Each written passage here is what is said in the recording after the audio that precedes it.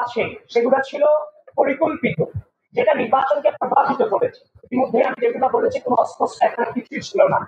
তাছাড়া গুরুতর যে অভিযোগটা, ঢাকা বিশ্ববিদ্যালয়ের ব্যালট পেপারকে আপনি কোনোভাবে গাউসুল আজমের নিশ্চয়তায় অরক্ষিত অবস্থায় রাখতে পারেন কিনা সে প্রশ্ন আপনাদের মধ্য দিয়ে বিশ্ববিদ্যালয়কে এবং থেকে ঢাকা বিশ্ববিদ্যালয় প্রশাসনকে আমি করছি। এবং কোনো ক্রমিক নম্বর এই ব্যালট পেপারে ছিল না। এবং এই যিনি আছে যে এই ব্যালট পেপার ওইখানে অরক্ষিত অবস্থায় থেকেছে, সেখানে সিসি ফুটেজ আছে, সেগুলোকে আপনারা কালেক্ট করেন।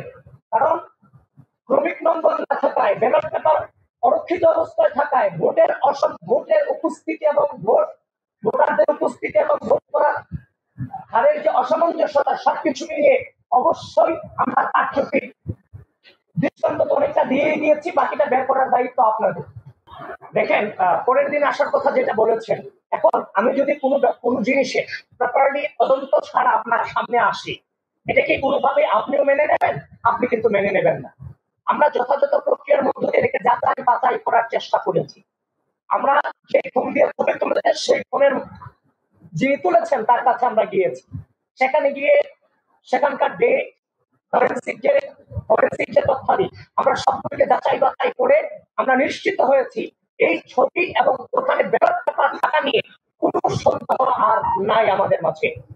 এবং আমি তো আপনাকে শুরুতে বলেছি, যদি নির্বাচনের পর দিন আমরা আন্দোলন সংগ্রাম অবরোধে নামতাম, তাহলে আগের যে রাজনৈতিক কালচার সেখানে আমরা ফিরে যেতাম।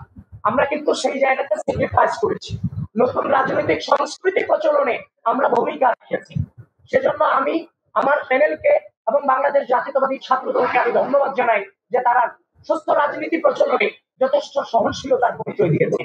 প্রার্থী হিসেবে যেমন আমার দায়িত্ব, ঢাকা বিশ্ববিদ্যালয়ের ভোটার হিসেবে একজন ঢাকা বিশ্ববিদ্যালয়ের শিক্ষার্থীদের একজন ভোটার হিসেবে তারও দায়িত্ব আছে। সুতরাং আমরা প্রার্থীরাই শুধু অভিযোগ করে যাবো ব্যাপারটা চাইনি। আমরা চাচ্ছিলাম আমাদের যে অভিযোগগুলো অবশ্যই সেগুলো ঘটেছে, যেহেতু সাধারণ শিক্ষার্থীরা ভোটাররা সেগুলো নিয়ে আওয়াজ তুলবে। ইতিমধ্যেই বিভিন্ন প্যানেলের প্রার্থীরা এবং ভোটাররা কিন্তু আওয়াজ তুলেছেন। তো তারই ফলশ্রুতিতে আমরা সুস্থ রাজনৈতিক চর্চার মধ্য দিয়ে আমরা আমাদের অবস্থান স্পষ্ট করেছি।